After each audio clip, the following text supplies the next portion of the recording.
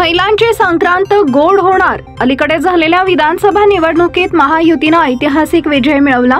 महायुतीच्या या विषयात लाडकी बहीण योजनेचा वाटा मोलाचा ठरला। सध्या सोलापूरसह अन्य भागात या योजनेला मोठा प्रतिसाद मिळतोय। दरम्यान हिवाळी अधिवेशनात मुख्यमंत्री देवेंद्र फडणवीस यांनी या योजनेबाबत महत्त्वाची माहिती दिली।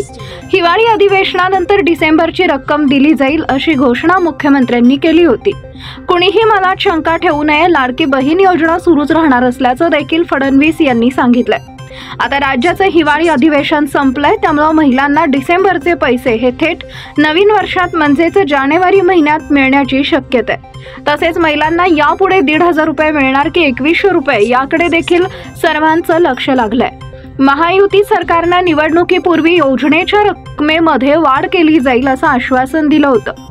महायुती सरकार पुन्हा आलं तर महिलांना 1,500 रुपये ऐवजी 2100 रुपये देऊ असं महायुतीनं आपल्या जाहीरनाम्यात म्हटलं होतं। अशात राज्यात महायुतीचं सरकार पुन्हा स्थापन झालंय, त्यामुळं महायुती सरकार दिलेला शब्द पाळणार का त्याकडे सर्वांच्या नजरा असतील।